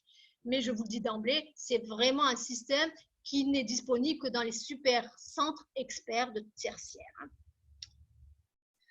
Voilà donc représenté, comme nous l'avons fait précédemment pour la chalazie, l'enregistrement que vous verrez et que vous devriez analyser lorsque vous diagnostiquez une maladie d'espace diffus. Le patient, je vous le rappelle, enregistrement des pressions du corps de l'œsophage, le sphincter inférieur de l'œsophage, LES, Lower Esophageal Sphincter, l'onde propagée, monomorphe, avec une durée et une pression bien définies, les 4 éléments fondamentaux d'un péristaltisme normal. Le sphincter inférieur de l'œsophage, pression basale, qui permet la fermeture de sphincter inférieur de l'œsophage, son relâchement lors de la déglutition S-swallow et retour à la normale avec un auberge. Au cours des spasmes diffus œsophagiens, nous avons donc une déglutition, donc nous avons au niveau, voyez, de corps d'œsophage, péristaltisme totalement perturbé, il est polymorphe, il est non propagé, il est pour certains d'une durée exagérée. Par contre, vous voyez que le SIO n'est pas affecté. Et le tracé que l'on fait en pratique courante en manométrie conventionnelle donne ce genre de tracé. Donc, vous voyez bien des ondes polymorphes allongées qui sont parfois coordonnées. En manométrie à haute résolution, le diagnostic d'espace diffus est un peu plus délicat. Il faut savoir qu'on élimine d'abord le défaut de relaxation de la jonction œsogastrique, ce fameux PRI, dont je vous ai parlé, normal. Je vous ai bien dit qu'au cours de cette maladie d'espace diffus, il n'y a pas d'anomalie du sphincter supérieur ni du sphincter inférieur. Donc, il est totalement normal de trouver que la jonction œsogastrique est strictement normale, même en manométrie à haute résolution. Par contre, il existe une donnée nouvelle, différente, on va vous en parler doucement, que vous ayez le temps de l'intégrer, c'est ce qu'on appelle la latence distale. Cette latence distale mesure le temps qu'il existe entre la déglutition et l'apparition de l'onde. Cette latence distale doit être supérieure à 4,5 secondes au cours du péristatisme normal. Vous reconnaissez notre onde de péristatique, c'est normal, au cours en manométrie à haute résolution. Deux zones de haute pression, sphincter supérieur, sphincter inférieur. Déglutition, il y a relâchement du sphincter supérieur de l'œsophage, propagation de l'onde péristatique, relâchement du sphincter inférieur de l'œsophage et donc passage du bol alimentaire. Cette période-là, qui est appelée latence distale, doit être supérieure à 4,5 secondes. Au cours de la maladie, c'est ce qu'on appelle le spasme œsophagien, il y a donc bien une zone de haute pression avec relâchement du sphincter supérieur de l'œsophage, une zone de haute pression en bas, donc du sphincter inférieur de l'œsophage qui est bien relâché, mais par contre, nous avons cette fameuse latence distale qui est inférieure à 4,5 secondes, plus de 20% des contractions, et on appelle ça des contractions prématurées qui définissent la maladie spastique de l'œsophage. D'accord? Donc, il faut avoir cette donnée qui donne la définition des spasmes diffus de l'œsophage en manométrie à haute résolution. Le traitement décevant. Il faut rassurer le malade. Bien évidemment, on peut tenter des traitements médicaux dérivés nitrés. Très souvent, je vous ai dit, c'est associé à un reflux, donc il faut donner des inhibiteurs de la pompe de proton. Des essais ont été faits avec le sildenafil, mais je vous ai précisé que ce sont des petites séries et pas toujours conclusifs. Un traitement qui peut donner de bons résultats, ce sont les antidépresseurs tricycliques. Une des plaintes principales au cours de cette entité, ce sont surtout les douleurs thoraciques. Et en donnant des antidépresseurs tricycliques, on permet d'agir sur la sensibilité, donc sur le seuil de sensibilité de l'œsophage, et donc améliorer de façon significative la symptomatologie. Proposer des injections de toxines botuliques, des dilatations pneumatiques aussi, lorsqu'il y a une association du dysfonctionnement du SIO, et une chirurgie à qui s'adresse-t-elle? Aux patients chez qui l'on a bien démontré, je vous ai dit, en écho-endoscopie ou en scanner, cet aspect de fuseau, de fibrose que l'on va dilacérer et qui va permettre d'améliorer la symptomatologie, auquel bien évidemment on ajoute un geste anti-reflux. Il y a aussi des études qui sont assez encourageantes avec les techniques POEM, c'est-à-dire la myotomie per endoscopie par voie orale. Nous en avons fini avec la maladie d'espace diffus. Encore plus vite, nous allons voir l'œsophage casse-noisette, ou nutcracker en anglais, versus marteau-piqueur, ou jackhammer en anglais, que l'on parle en manométrie conventionnelle ou en manométrie à haute résolution. Rapidement, que sont l'œsophage casse-noisette? C'est un trouble moteur primitif de l'œsophage, d'étiologie non précisée, qui s'intègre dans le tableau plus vaste des œsophages hypercontractiles. L'œsophage casse-noisette est défini par la présence d'ondes de contraction forte amplitude dans le tiers distal de l'œsophage avec une propagation normale. En manométrie à haute résolution, cette entité a été redéfinie et l'œsophage marteau-piqueur est une forme extrême de péristatisme hypertonique. Donc, on a une œsophagie qui est hypercontractile. Ça va nous donner des ondes de forte amplitude de l'œsophage casse-noisette. Et dans les états extrêmes, ça sera le marteau-piqueur. Pour résumer et simplifier, bien évidemment, c'est un cours d'externe. On ne va pas aller dans les détails plus subtils et plus complexes. Clinique très rapide, un trépied symptomatique, 64% des cas dysphagie, un patient sur 3, un reflux associé, des douleurs de racine d'allure angineuse qui angoissent le patient. Mais ce qui embête souvent le patient, c'est le reflux gastro-œsophagien qu'il faut rechercher systématiquement. Ça a un impact sur sa prise en charge thérapeutique. Manométrie, bien évidemment, le gold standard. On va aller rapidement. Amplitude haute donc supérieur à 180 mm de mercure. Durée des ondes péristatiques augmentée, supérieure à 6 secondes, mais la propagation est totalement conservée. Donc, il y a aussi une relaxation du sphincter inférieur de normal de l'œsophage. Ce qui nous donne en manométrie, aussi bien à haute résolution que manométrie conventionnelle, la déglutition, le sphincter supérieur s'ouvre, le péristatisme se propage, le sphincter inférieur s'ouvre et laisse passer le bol alimentaire, le bolus, avec, comme vous le voyez, une forte pression qui peut être mesurée de façon quantitative par des outils qui accompagnent la manométrie, le système de manométrie d'enregistrement à haute résolution. Mais très vite, pour vous, vous pouvez le voir avec l'échelle colorimétrique qui vous donne une appréciation qualitative et vous voyez que la pression est dans les violets en haut, c'est-à-dire les fortes pressions. Ceci est un enregistrement manométrique et vous voyez qu'il y a des fortes pressions avec un péristatisme propagé. La manométrie à haute résolution. Le diagnostic de l'œsophage hypercontracté se conçoit après avoir éliminé une anomalie de la relaxation du sphincter inférieur de l'œsophage. Souvenez-vous, on analyse le PRI, d'accord, qui est normal. On a des contractions propagées. On n'a pas de contraction prématurée, donc la latence distale, elle est normale, donc on élimine la deuxième entité qu'on a étudiée, c'est-à-dire la maladie des spasmes œsophagiens ou le spasme œsophagique. Par contre, on a la troisième entité que je vais vous définir, c'est-à-dire un œsophage hypertonique mesurant ce qu'on appelle l'intégrale de contraction distale, qui est la dernière notion promise que je vous définis, que je vous propose. Cette mesure permet d'apprécier la vigueur de la contraction. Et d'ailleurs, elle s'obtient en multipliant l'amplitude de la contraction avec sa durée et sa longueur. Donc, plus c'est un de ces paramètres important, plus l'ICD sera importante et plus nous serons devant une réponse hypertonique de l'œsophage. Donc, vous voyez, la DCI moyenne est supérieure à 5000 lorsqu'on a un état d'hypercontractilité péristatique. Vous voyez, schématiquement, en manométrie à haute résolution, l'œsophage, zone d'hypertension en haut, c'est sphincter supérieur, il se relâche. La propagation du péristatisme est bien présente, mais ce que vous pouvez voir, c'est que le DCI, lorsqu'elle est mesurée quantitativement, est supérieur à 5000 et nous sommes devant un œsophage casse-noisette.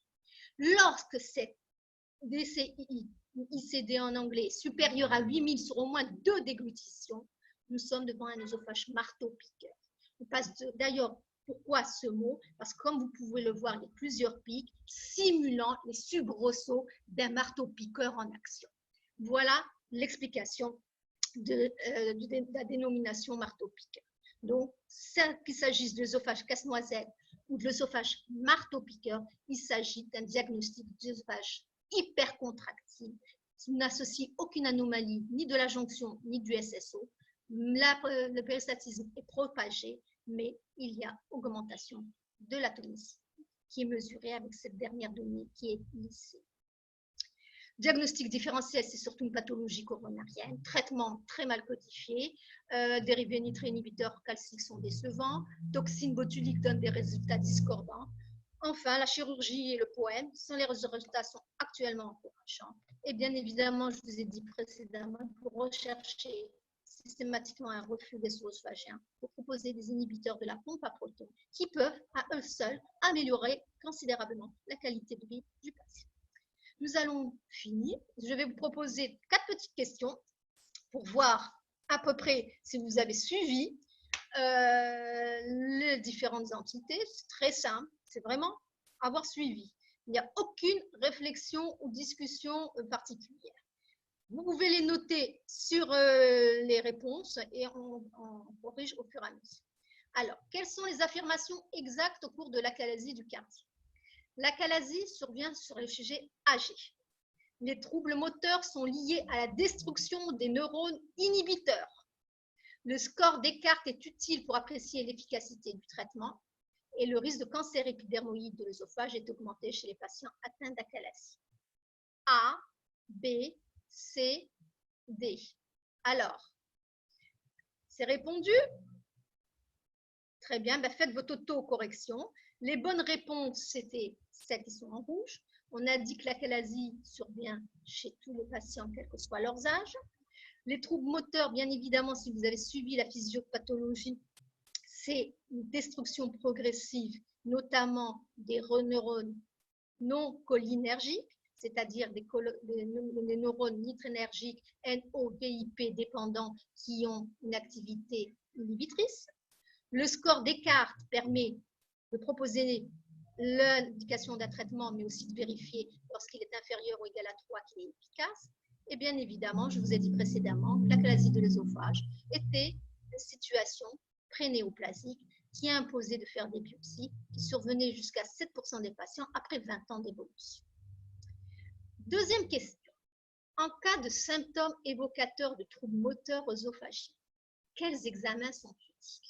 La manométrie œsophagienne, le TOGD, ce fameux transit œso-gastro-duodénal, le scanner thoraco-abdominal, la pH-métrie œsophagienne, l'écho-endoscopie œsophagienne, la fibroscopie œso-gastro-duodénale.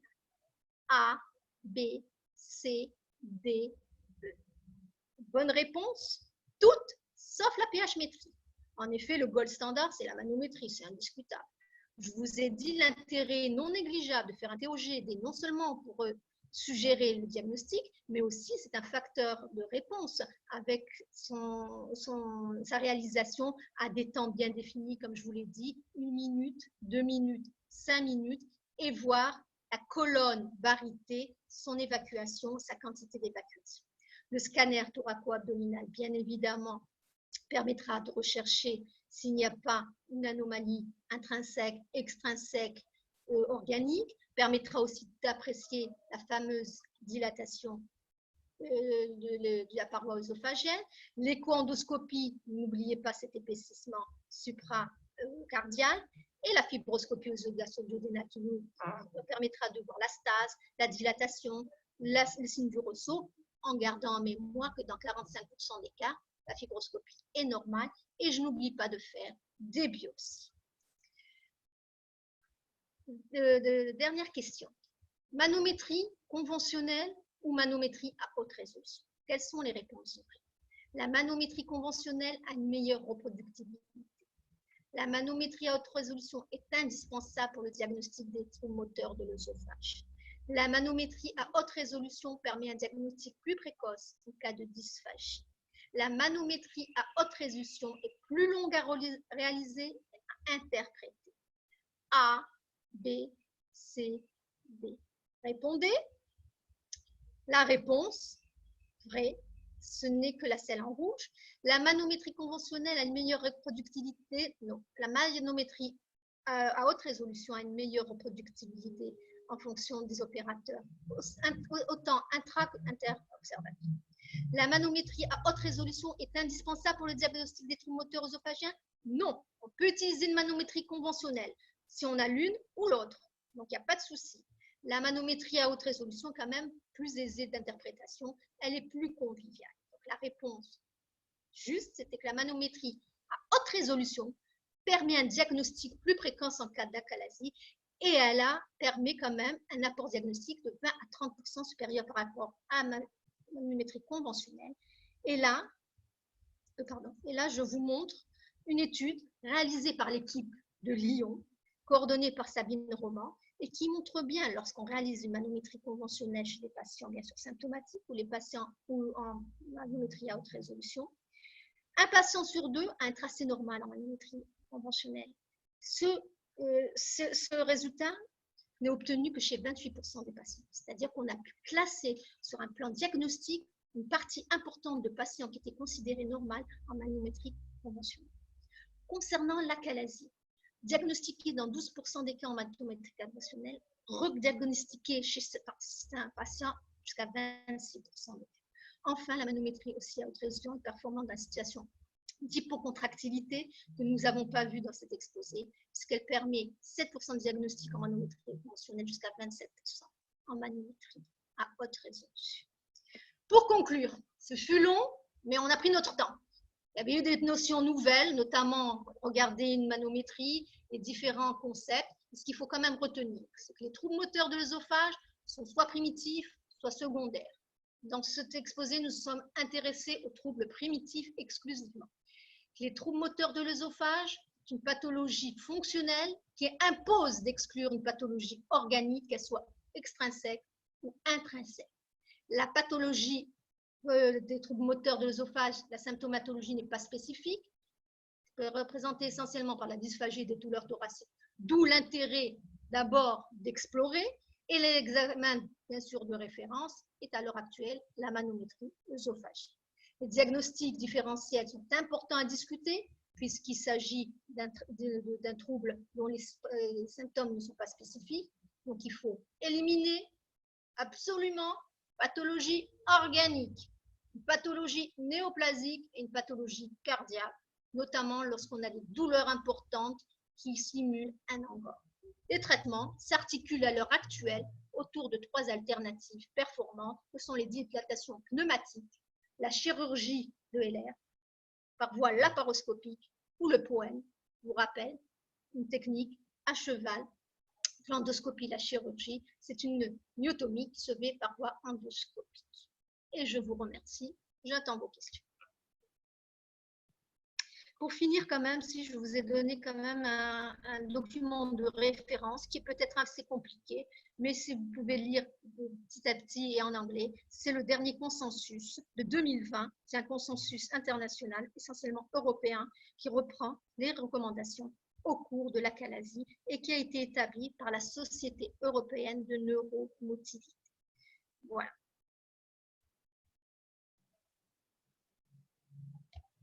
Alors, les questions et les réponses. Donc, j'ai vu qu'il y a une quantité de questions. Il y en a 2 qui sont résolues. Alors, je vais regarder un peu les questions. Alors, pouvez-vous répéter la classification de Chicago? Oui, je peux la répéter. Bon, on va prendre un peu de temps. Il n'y a pas de souci. Allez, on va vous remettre la classification de Chicago, puisque c'est ce que vous voulez. C'était la première question. Alors, la classification de Chicago. En effet, c'est important à connaître parce que c'est peut-être l'élément nouveau pour vous. C'est un concept important puisque vous êtes les médecins de demain. Et demain, on ne parlera que de la classification de Chicago ou d'une nouvelle. Mais celle qui est actuellement en usage, c'est bien celle de Chicago. Et c'est la classification qui est basée sur la réalisation d'une manométrie à haute résolution. À l'heure actuelle, nous avons la 3e version qui est actualisée, donc c'est la V3. Elle a été émise en 2015 et il y en a probablement une prochaine qui s'annoncera.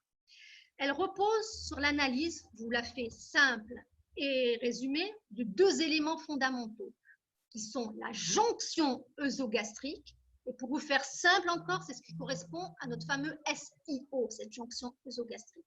Cette SIO est définie par une pression basale et par une capacité de relaxation. Et ceci est donné par l'élément que l'on appelle pression de relaxation intégrée 4 secondes, c'est-à-dire la PRI, permet de nous donner des informations sur la pression basale et sur la relaxation. Deuxième élément fondamental pour analyser une manométrie à haute résolution à partir de la classification Chicago, c'est l'étude du péristatisme du corps de l'œsophage. Vous avez bien compris ça? Et voici donc, pardon, nous ne sommes pas en mode, et voici donc le fameux classification de Chicago basée à partir de la manométrie à haute résolution. Si pour la comprendre davantage, je vous invite donc à revoir l'article de Peter Karylas dans le Neurogastro-entérologie et motilité de 2015 qui vous donne la version V3. On va y aller pas à pas, comme je vous ai dit tout à l'heure. On étudie ce fameux PRI qui nous donne des informations sur la jonction œsogastrique. Ce PRI, lorsqu'il est élevé, ça nous dit qu'il y a une pression du sphincter inférieur œsophage élevée. Et lorsqu'il n'y a pas de péristatisme, nous sommes donc devant une achalasie. OK? Après, nous rentrons dans ce que nous avons défini, les différents types d'achalasie. Lorsque nous sommes devant une pression de relaxation intégrée élevée, c'est-à-dire qu'il y a une pression basale et qu'il n'y a pas de relâchement, mais qu'il y a un péristatisme présent, nous ne sommes plus dans la définition d'achalasie, mais nous sommes dans une obstruction, puisqu'il y a un obstacle au niveau de la jonction œsogastrique, et le plus souvent, il s'agit d'une obstruction mécanique. Nous sommes dans une situation où il n'y a pas d'anomalie de la jonction, donc le PRI est normal. Par contre, il y a une anomalie du péristatisme, soit qu'il est absent, soit qu'il est hyper important. Nous sommes là dans une situation de spasme œsophagien, l'œsophage marteau-piqueur ou du péristatisme absent. Quatrième situation, le PRI est normal, pas d'anomalie de la jonction. Nous avons des déglutitions qui sont inefficaces dans plus de 50% des cas. Donc, nous sommes devant une situation de motricité inefficace qui sont des troubles mineurs actuellement. Enfin, PRI normal, plus de 50% des péristatismes qui est bien conduit, qui est propagé, qui est efficace, c'est quasiment la normalité des sujets. OK? Donc, on va avoir une deuxième question. Mais à ce rythme-là, on ne va pas faire toutes vos questions. Hein. Normalement, vérité, donc la quasi.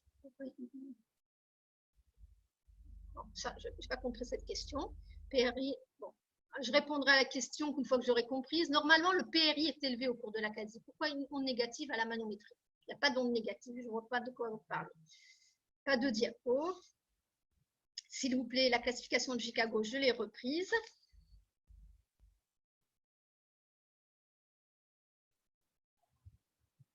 Alors, s'il vous plaît, docteur, est-ce qu'il y a une autre cause, il y a une cause oméga-œsophage ou une cause oméga-œsophage? Alors, on a repris tout à l'heure précédemment, je vous ai dit qu'il y avait des hypothèses pathogéniques, essentiellement 4 hypothèses. Alors, on va les reprendre. Il faut quand même qu'on surveille l'heure parce que je crois que le précédent, ah oui, nous avons peut-être dépassé l'heure. Je réponds à cette question et je répondrai aux autres questions par Internet, il n'y a pas de souci. Donc, la pathogénie.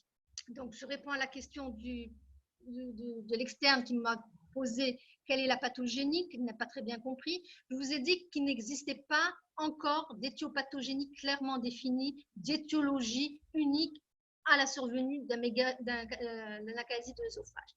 4 hypothèses ont été proposées.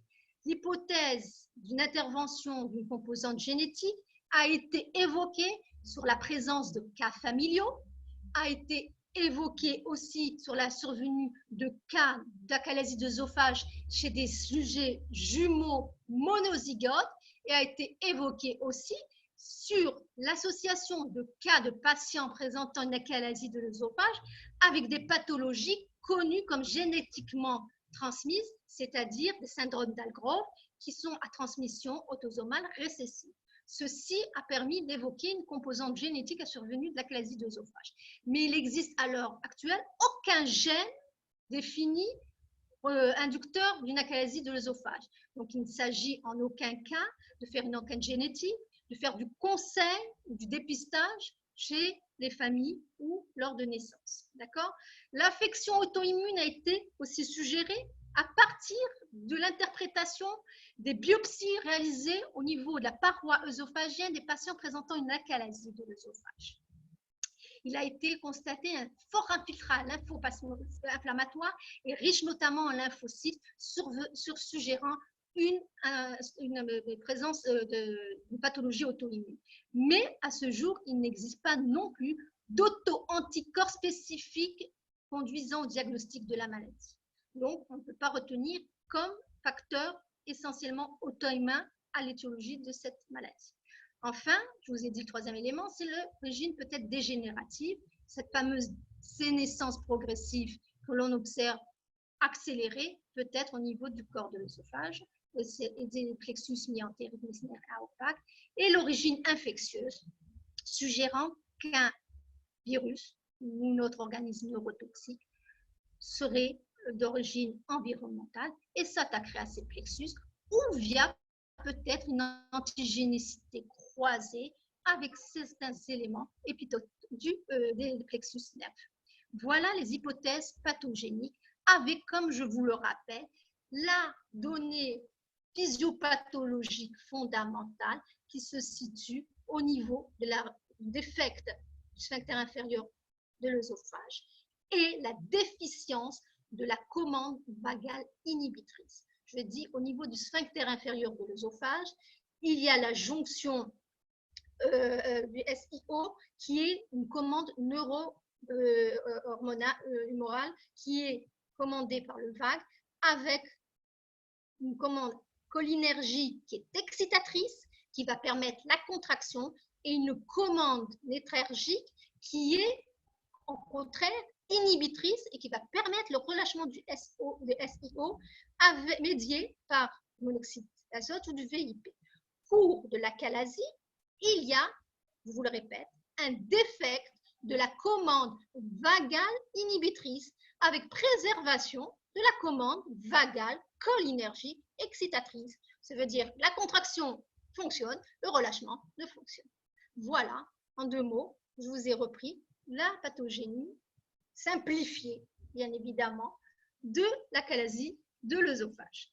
Je crois qu'on va s'arrêter là parce que vous avez un autre cours derrière et nous sommes déjà en retard de 10 minutes. On ne va pas creuser ce retard. Je vous remercie pour toutes les nombreuses questions. Il y en a 80.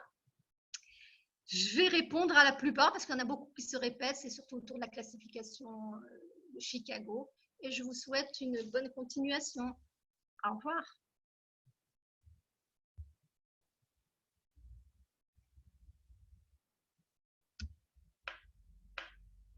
C'était là, toi? Merci, professeur Belhassin, pour cet excellent exposé. Et c'est avec plaisir que j'introduis également Dr Tadrist, une jeune chirurgienne chevronnée, volontaire, au chevet de ses malades, et qui va nous parler des hernies diaphragmatiques.